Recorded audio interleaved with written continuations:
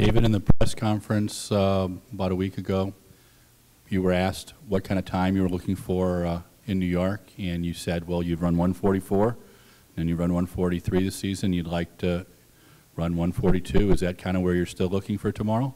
Or is there really a time that matters for you? It's the races I'm normally run, I normally put it in a position that I do it in a progress way. And I started this year with a 144 early in Australia, coming to Doha 143.10.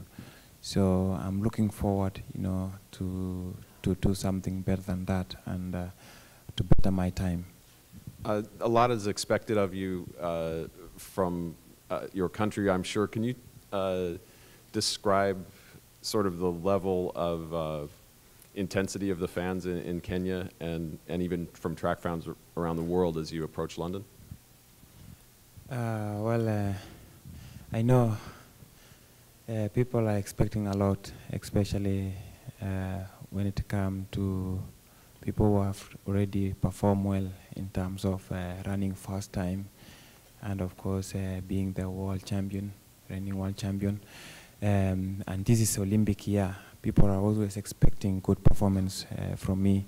I know it's a difficult situation and there's a lot of pressure, but what can we do? The only thing we can do is to train and to be ready so that we also give good performance when the competitions comes, especially the big event which is Olympic in London. Hi, David. I know you've been racing against Abu Bakr Kaki for a long time, and he used to get the better of you, but now you seem to get the better of him. I was wondering if you could talk about that rivalry, and if you think about other competitors when you race, or you just think about your own race. I must say, yeah, we are rival in the track, but we are friends outside there. And even this year, it was early this year, it was in E10, training at around Kerio View, and we used to meet from time to time, even having dinner at Kerio View. So he's my friend, and I like him, and we are just rival when it comes to competition, but otherwise we are great friends. David, there's a young man tomorrow making his professional debut here at the race in the 800 meters, an American named Robbie Andrews. How would you advise him to run against you?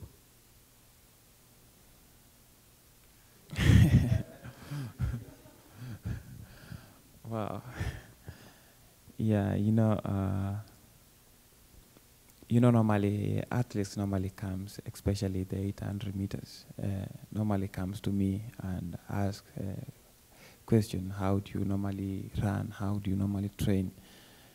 But the answer is that,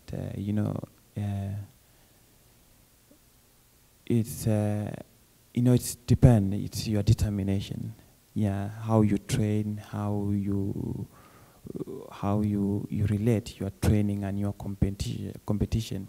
Because the important thing for an athlete, you might have been training well, you might be doing a good training, you might be in a good shape, but mentally you are not set. So it's good always to combine and to harmonize both mental and physical training so that you can get a good result. And everything is always a progressions. As a young athlete, as upcoming, there's other things you cannot force. It just has to go with time and with your training, because it's just like you're building a house. You cannot start from the top. You start from the bottom, the foundation, building up and coming up slowly. And I think that is good. And to have a role model, somebody will inspire you, I think is a good thing as well. David, since 2009, you lost only one race on 800. It was last year, the last one of the season, I think. How bad is that memory, and how important would it be to be undefeated before going to the Olympics? Though, last year, I can say that my training was a little bit interrupted during between between when I came back from Australia, because even I lose some races in between. I didn't participate in Doha, Ostrava, and some other few races that I was supposed to go because I was injured. And I think that contributed a lot to my performance toward the end of the year, because I didn't have that good foundation. But you know, competition is competition, and when you get there, everybody is focused, and I know everybody is determined to win a race. No matter Rudisha is there or Rudisha is not there, always somebody goes into a race having hopes of winning. And that is what I've been driving most of the athletes.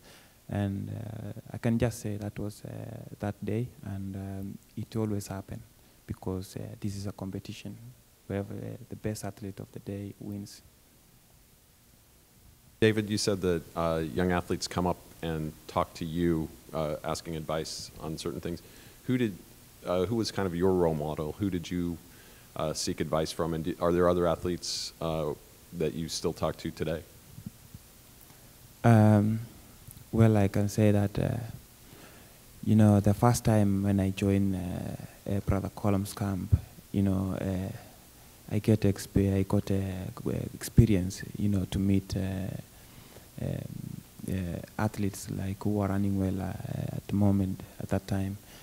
Isaac Songok, as well as my training partner, Agostini Choge. And also there was Javet, who was around, Javet Kimutai, who was around, and they used to advise us a lot. And of course, you normally have a good feeling when you are next to the champions, when you are next to the athletes who are running well. When you get into that atmosphere, you feel like you are also, you know, going to do well. You are going to excel in that because you feel you are in a good position and you're in a good environment. I can say that even when I was in high school, even Wilson Kipketer, you know, visited me in 2008, just before I did my exams. He surprised me with my coach, Brother Colm, and I can say that was a great inspiration, because I said to myself, if the record holder can come to my school and visit me, you know, it's a great thing. It's not everybody can get such an opportunity. He has just come here because of me.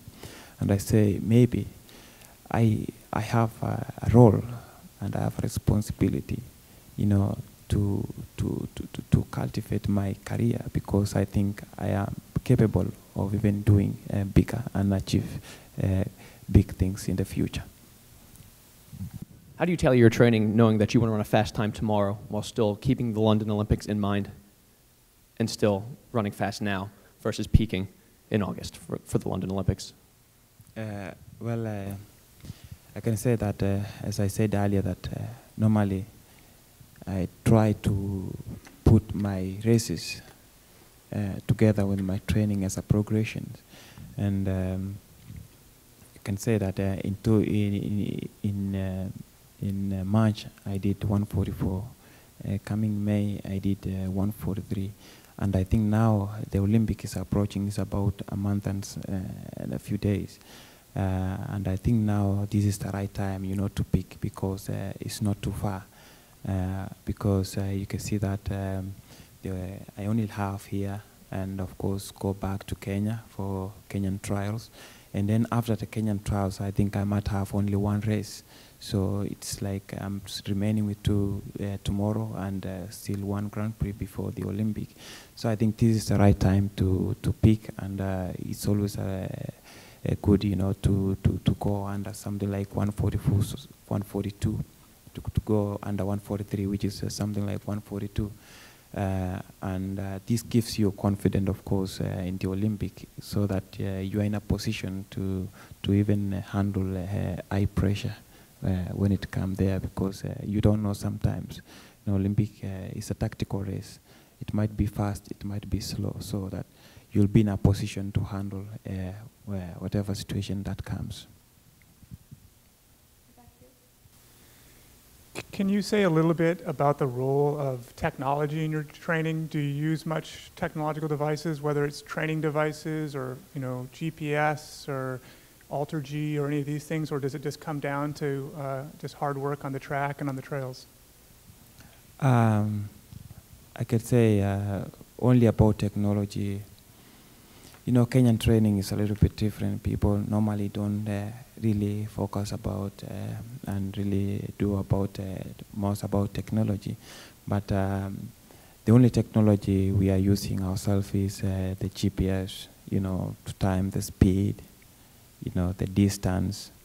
And I think that is all we normally do. Even myself, I just have the GPS watch.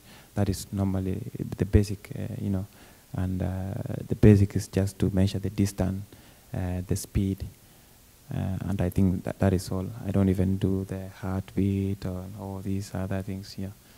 I just do only to distance and the speed, and that is all.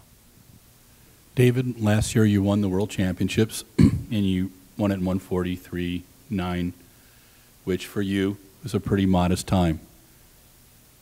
The Olympics are coming up. Does it really matter what time you run in London? The most important thing for you is the gold medal, is that correct? Or do you want to make a statement? All I can say that, when it comes to championships, it's a tactical race. And normally we don't have a pace setter who can set a pace for fast times. And that is why normally you see that obviously we fall into around 1:43, I can say, because that is the most favorable time, that one can, just run from the front, and especially for me, the front runner, I can say 1:43 is a good time, for the championship, because it's not that too slow and it's not that too fast as well. So it's just in the middle. And I can say that the only time I've ever gone under 1:43 is in altitude in Nairobi in 2010, the African Championship, before I came and broke the world record. So I say that is the only time I've run in front myself and did a 1:42 without a pace setter. But all these other championships that I've been doing, most of the time I've been doing 1:43. Okay. David, thank you very much. Thank you. Appreciate you being here.